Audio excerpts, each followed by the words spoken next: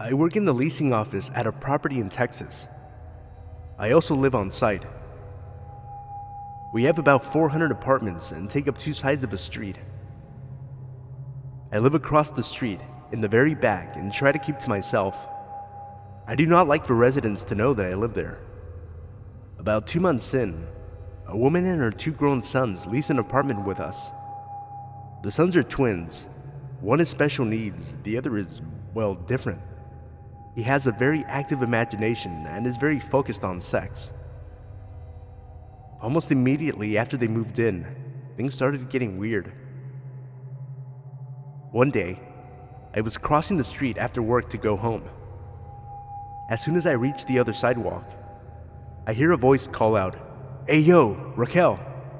I turned towards the voice, which I realized was coming from the bus stop at the end of the street. I didn't recognize who it was until I got a little closer. Who the fuck is that?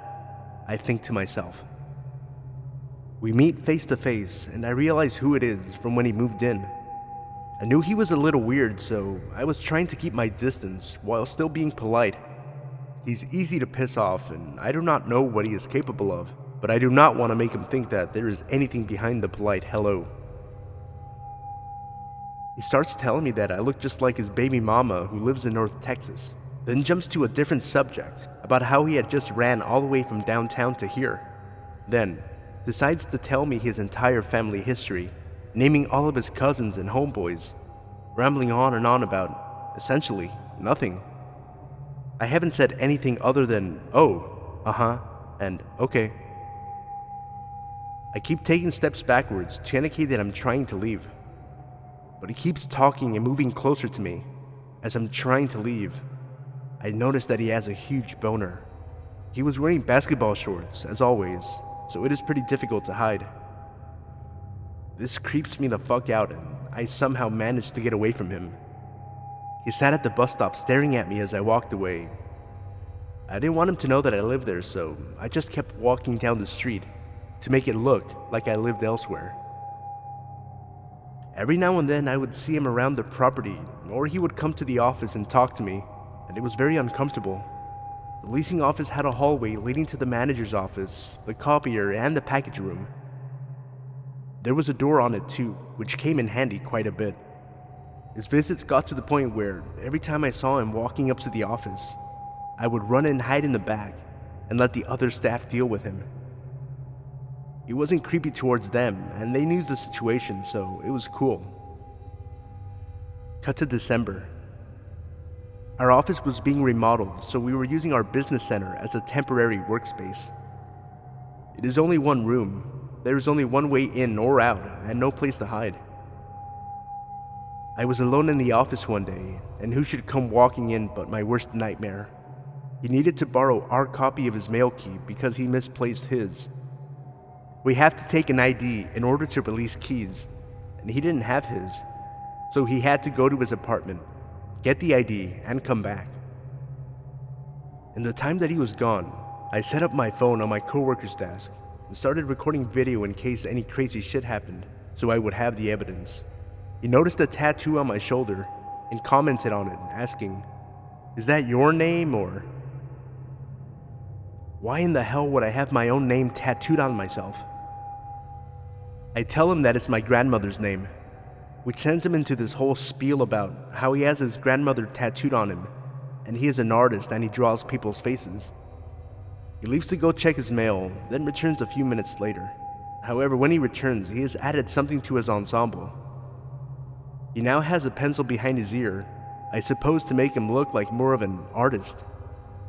Then, he said he was going to draw my face, but I have to send him a picture so he can look at the image of me. He said he would draw me and bring the picture to the office later that week. I did not send him a picture.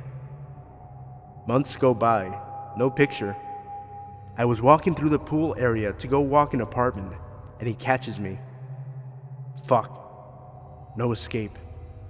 He presents me with, well, I really don't know what to call it. It's me, or I guess how he sees me. The picture was drawn on lined notebook paper in pen. It looked like he threw it together in 3 minutes. I am white, but he drew me black, wearing a short, tight dress, not something I would wear, legs 2 different sizes, carrying a purse with a Texas flag on it. That's not an item I own. It was very creepy. I keep it on my fridge to remind myself that I am not safe. Upon closer inspection of said drawing, I noticed that he drew nipples on it under the dress. I thought, oh my god, did he originally draw it naked? The next day I talked to the maintenance man about it. He says that he did originally draw it naked, but he decided to put clothes on it because giving it to me like that would be too forward. What the actual fuck?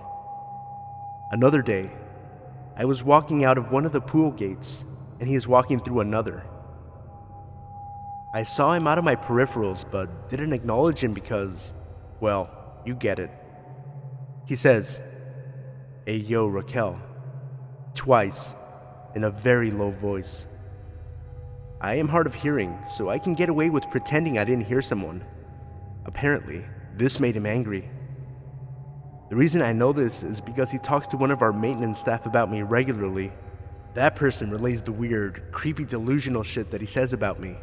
According to him, I was very rude, and he don't play that where he's from. The next few times I saw him, he had this deranged look in his eyes, like he was disgusted by me. It also kind of looked like he wanted to hurt me. A few weeks go by, and he apparently gets over being mad and resumes being the creepiest motherfucker alive. The maintenance man tells me that he claimed to have met my boyfriend, and that he's a cool dude, so he's gonna back off. I asked my boyfriend if he had ever met him, and he says no. The maintenance man tells me that he claims to have met my parents when they stopped in for a visit, and they were really nice, cool people. I asked my parents if they spoke to or saw anyone while visiting at work. They also say no. I don't know when or how he could have met them or even saw them. I never saw him around when they were there. I have confirmed from multiple different people that were there that he was nowhere around. Is he hiding in the fucking bushes? Recently, I decided to use our fitness center late at night. The fitness center has big windows that overlook the second pool on my side of the property. While I'm on the treadmill, which is in front of one of these windows, he appears, staring at me through the glass, waving at me, watching me. I pretend there is a glare on the window and that I didn't see him. He disappears into the dark shadows in the pool area, and I continue my workout. The next day, the maintenance man tells me that he talked to our friend, and he cannot stop talking about how he saw me in the fitness center. He went into detail about what I was wearing, how form-fitting it was, how sweaty I was. Overall, creepy shit that gave me the chills. I avoid the fitness center and use my real gym to avoid seeing him again. A few days go by, and my informant, the maintenance man, you get it, tells me that my stalker was wondering why I stopped going to the gym. Apparently, ever since that fateful night, he had been returning to the pool around the same time to wait for me, so that he could watch me work out again. Fucking nope. He starts to show up at the office frequently, and I have to avoid him. Friday, he is sitting in the pool area by the office, directly behind where my desk is. There is a huge window behind me. I turn to get something out of my cabinet and catch him staring at me. He waved. I flash a nervous peace sign and then proceed with my business. He is not in swimwear, but rather fully dressed. He had his notebook with him and is frantically drawing something. I think, great. Here comes another picture of me, but this time in workout clothes. Nope. My coworker went to put up the golf cart and close the cabana. She has to go through the pool area to do this, so she got a glimpse of what he was drawing. A cross, with my name going down the middle. According to him, I asked him to draw a tattoo for me. So that's what he was doing, drawing a tattoo. For me, that has my own name on it. It's bad enough that it's a cross, but with my name, that would burn my flesh. He says he's going to give it to me the next day. The next day he didn't show up. I'm not sure when I asked him to draw me a tattoo, but I'm pretty sure it was fucking never. 2 weeks pass, and I think that maybe he isn't going to give me the drawing, and enough time has passed that he gave up and I could use the fitness center again. My friend and I went around 8 p.m. and we didn't see any signs of him, so we go ahead with our workout. I was flipping over to do leg raises on my right side, which causes me to face the door. Chills engulf my entire existence, and my heart stops for a second. He is standing directly across the street, on the phone, staring at me through the door. I start to panic and find a place to hide from view. Peeking around the corner, I see him turn and walk through the outside hallway behind the leasing office, his normal route to his apartment. Hoping that he wouldn't come back for a while, we continue our workout. I keep glancing out the window every few seconds to make sure he isn't there. He reappears, still talking on the phone, but this time he starts pacing around the fitness center very slowly, looking through the windows with this creepy-ass side glance, like I wouldn't be able to see him creeping. I keep trying to hide from view, and I'm watching for an opportunity to get the fuck out of there. I'm hiding in a corner, and he walks up to the locked door and fucking knocks on it. He continues to knock for a solid 3 minutes, then finally leaves. He walks down the street a little way, and I take the chance to run the fuck back to my apartment as fast as I can. Today, my informant tells me that Stalker said I wouldn't let him into the fitness center for a drink of water. He said that he had just run all the way from a popular nearby place, and he just wanted water, but I wouldn't let him in. Then, he switched up his story and said that he was trying to give me the drawing of the tattoo that I had asked him for. 1. He didn't run from anywhere. He was wearing flip-flops. 2. He had been standing still for a good 30 minutes before coming to the fitness center. He had gone back to his fucking apartment, where there is water. So why the fuck would he go all the way to the fitness center for water? 3. He didn't have the drawing with him. He didn't have pockets on what he was wearing, and it wasn't in his hands. He also claims to have talked to my neighbor that lives across the street from me, and he said that I am a weird, crazy girl, and he should stay away from me. That shook me to my core because if that is true, then he knows where the fuck I live. I knocked on my neighbor's door and asked him about it. He says he has no idea what I am talking about. Luckily, this Friday is my last day at this property, as I am transferring to a new one closer to where I want to live. I will still live here for 2 more months. I can't wait to leave.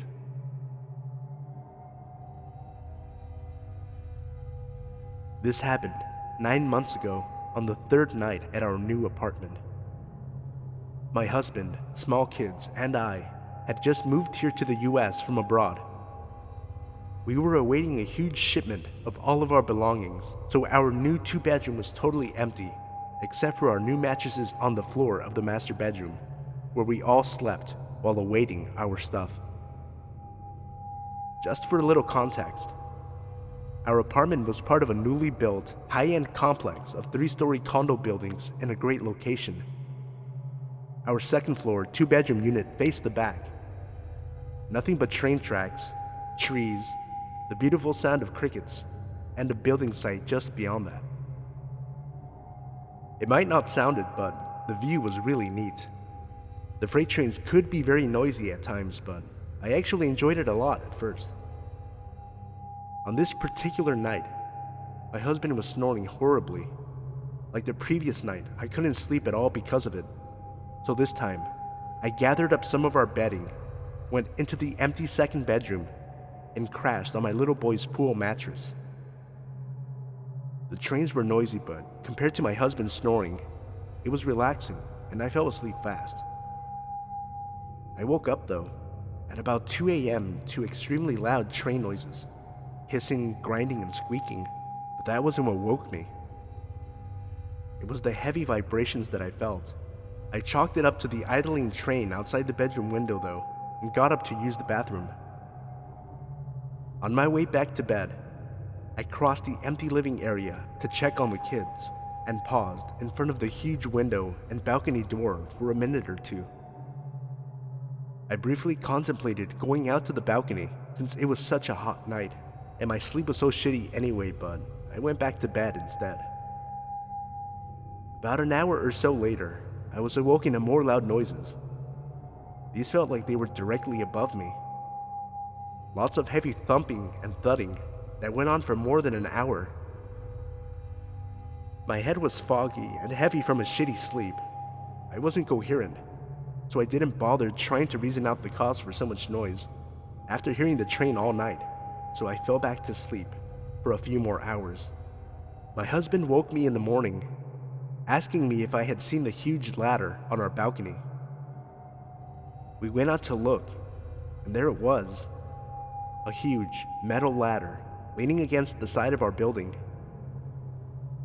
Someone had pulled it up onto our balcony so they could then climb up to the one above us. There were also 2 empty beer bottles sitting in our stroller and a few cigarette butts extinguished on our windowsill. Obviously, they'd been taking their little breaks on our balcony. We could see between the balcony floorboards to the door above us, and sure enough, it was completely smashed. The wood frame of the door was in splinters and practically ripped out. We called the police immediately, and they came right away. Apparently, the sole female occupant was away in Florida at the time of the break-in, thankfully. The police didn't give us a lot of information, but told us that although the entire apartment had been destroyed and ransacked, nothing appeared to be taken. I spoke to the building manager later that day, who told us that every single cushion and bit of bedding had been ripped open, that every single drawer and piece of furniture had been pried open, but that all of her expensive electronics were unscathed, as was a huge glass vase full of money.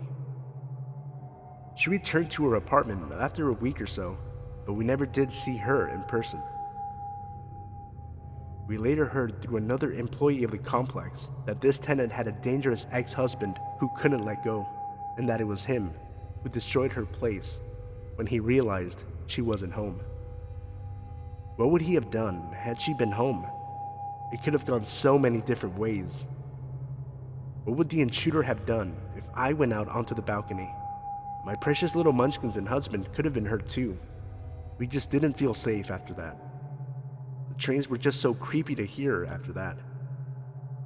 We all slept in the same room from that point on, until we switched to a different building a few months later.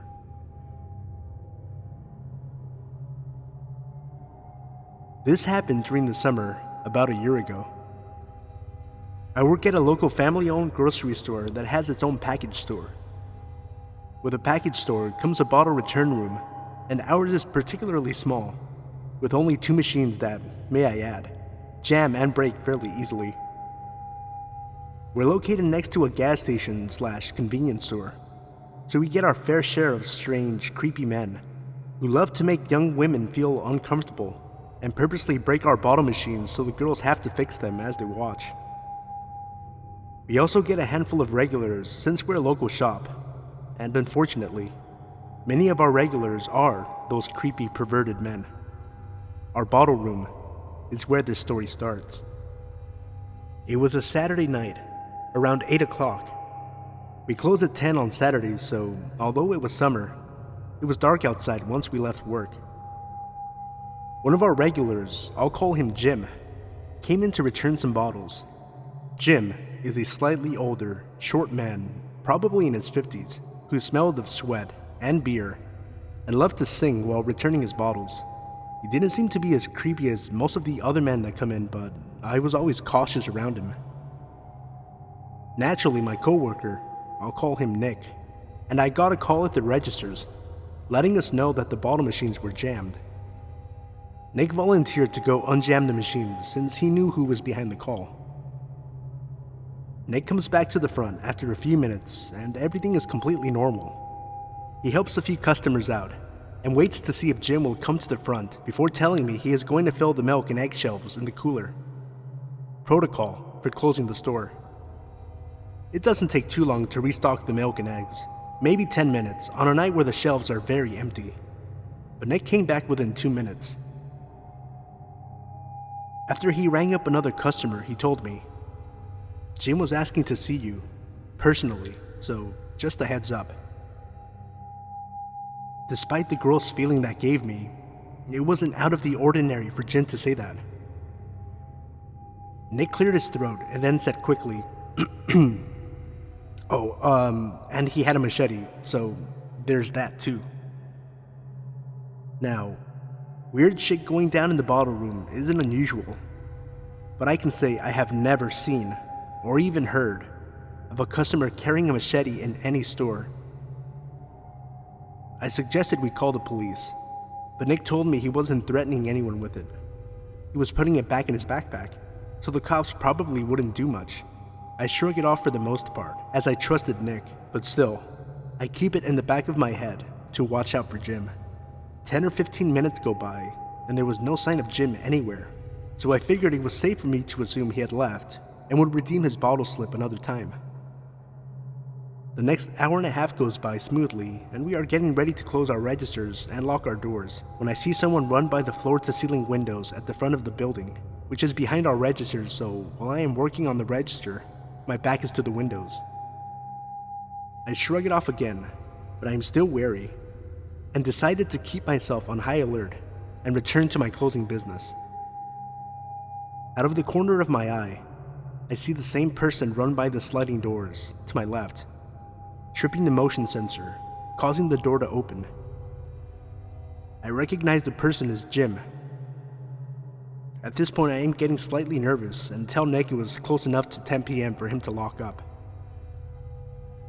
He goes and locks the doors, and I see Jim run by again, totally ignoring Nick. We finish closing, and Nick shuts all the lights off, but I tell him not to leave yet, because I was feeling even more nervous about Jim running around outside. Jim wasn't just leisurely going for a run around our store. He was pacing, almost like he was circling our store, waiting for us to come out. I let Nick know that I was very unnerved by this, especially since I hadn't driven to work that night, and my mother wasn't there to pick me up. He said it would be okay from the inside of the store, and we just needed to wait it out.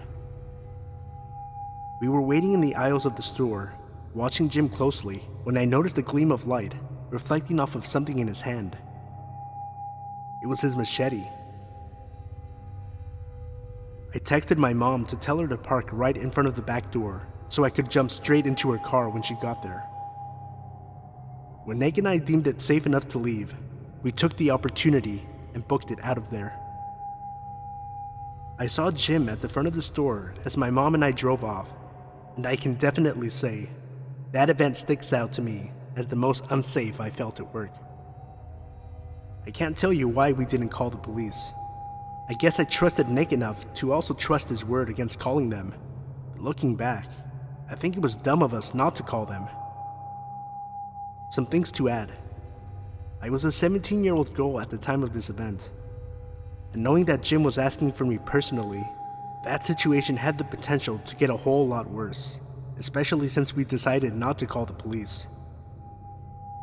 I also don't know the laws for carrying weapons in the town I live in, or at my place of work, so I'm not sure if it was illegal to have it on the property of the store, let alone carry it.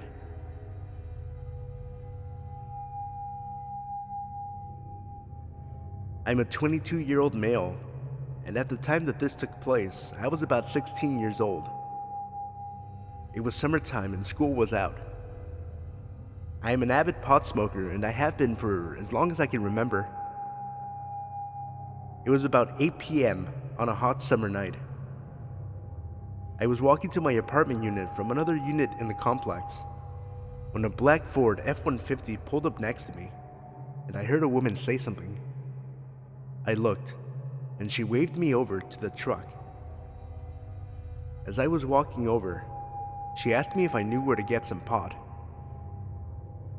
I hesitantly responded, "Are you a fucking cop?" She then shows me an open beer in the cup holder of the truck, implying there's no way she can be a cop if she's drinking and driving. So I asked, "What's in it for me?" She responded, "A bag of weed. Now get in here." Thinking to myself that this can't be a good idea, against my better judgment, I hop in the truck and call up my dealer for some pot. Thinking to myself that this can't be a good idea, and against my better judgment, I hop in the truck and call up my dealer for some pot. He answers after the first ring. I let him know what's going on, and we start heading his way. But before heading his way, she thought it would be a good idea to buy a minor some alcohol and proceeded to make me drink a beer as she drank another one herself. On the way to the spot where we were meeting my dealer, she asked if I could call him so she could speak to him. I agreed. Somehow, they made a deal to where he was also going to bring her crack. That's when I knew I fucked up. We get to the spot. My dealer hops in the backseat of the truck. They exchange drugs and money. Apparently, my dealer and the crackhead made a deal to where he was going to have a hit of the crack too, but as soon as the crackhead hit the crack, she turned into a different person. She reminded me of someone who was possessed. She told my dealer, "The only way you're hitting this is if you eat my pussy." She then whipped her leg over the middle seat and pulled her leg on my lap, with her vagina fully visible. She was wearing a skirt. He declined, and he proceeded to fight and argue over the crack pipe. I jumped out of the truck, out of fear, and ran across the street to a gas station. Instead of calling my mom for help, I ran back to the crackhead's alleged truck and asked her to drop me off at home. I would have walked home, but it was getting late, and I was quite the distance from home. I'm not sure where she and my dealer left off, because by the time I got back into the truck, he was gone and she was completely out of it. I lived on a main street back then, and we had only driven 5 to 10 miles down that street to pick up the drugs. When she started driving, she went the opposite direction of my apartment. She wasn't taking my directions very lightly. She screamed at me, saying she knew where she was going. I didn't know what to do. I thought about jumping out of the truck while she was driving.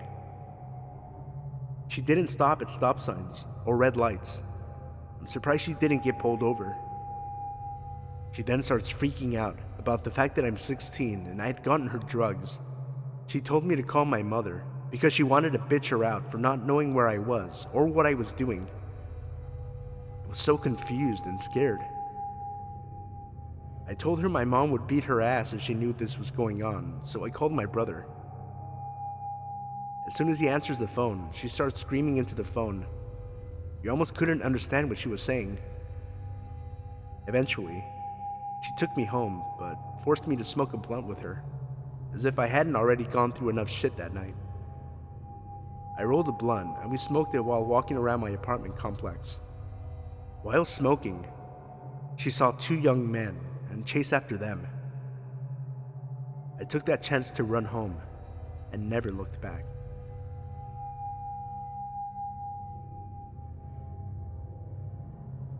It was the August of 2005, and my family, of which there were only 4 members at the time, had taken a week-long vacation to Tobago, as many Trinidadians do. I was a young child back then and was asleep at the time of the incident. The weekend we returned home was the weekend our church held a sports and family day, and we attended the event, enjoying the food and fun. When we returned home, we had several bottles of barbecue sauce, as my mom was 29 and 8 months pregnant at the time, and the church lady spoiled her. The event was also a potluck of sorts, and there was a lot of excess food. Since my mom was craving barbecue sauce, she decided to bake some chicken for Sunday lunch. After preparing the meat, she put the chicken in the oven and went to her bedroom to get changed and iron clothes for church the next morning. When she returned to the kitchen, she realized that the back door was open. The house was very old, and the back door was one of those stable doors that could open at the bottom and top separately. It also had a burglar-proof gate, which was meant to be an extra layer of security. When my parents had bought the house, the door was already broken, and they always meant to change it but never got around to doing so. She returned to her room after noticing the open door and asked my dad if he had gone outside to do laundry. He said no, and she found it very strange. She pulled the door in and went about her business. When she returned to the kitchen a second time, she noticed the door was slightly ajar again. The door had one of those old handles that you had to pull down and push to open. When she pulled in the door, she saw before her very own eyes the handle turning again, seemingly on its own. Realizing someone must be on the other side of the door, she ran to the bedroom and told my dad, "I think someone is in the yard." So he got up and followed her to the kitchen. He looked through the window beside the door and saw something large and brown scurry across the yard. "Looks like it's just a dog," my dad said. Stray dogs were very common in the area. My mom found it quite odd that a dog would be turning the handle, so my dad decided he was going to go outside and tend to the matter. "That's not wise," my mom told him, and they both went to the guest bedroom, which had a window that faced the backyard. Again, they saw something dart across quickly through the shadows. My father was insistent on tending to the matter, but my mother was still quite against it. As they were discussing it in the kitchen, they realized the person was listening on the other side of the door. What they didn't realize until the next day was that the person had put their hand through the kitchen window and stolen the serrated kitchen knife. They planned on using the knife to unlatch the top of the back door by sticking their hand through the window beside the back door. They had succeeded, and the door had been opened. All they needed to do was cut the padlock that locked the burglar-proof gate, and they would have been inside the house. In my opinion, the scariest part was the fact that they had called the police station, which was about 3 minutes from our house, and they took 3 hours to get here. They didn't even get the correct address. One of our neighbors had to direct them to our house. When they finally came, they were armed with excuses. They didn't want to do their job. They said the lewds were too dirty to get fingerprints. They didn't want to go in the river tonight. Some background here. There's a river behind our house, and we have a wall to protect us from the people across the river. People on the other side of the river often hop over the walls of our neighbors' houses and burglarize them. Thankfully, we've never been burglarized, and since then, we've built a building in our backyard, so now they can't hop over. And finally, they didn't want to deal with any dogs. Thing is, the dogs were still barking when the police arrived, meaning the burglar was still on the other side of the wall.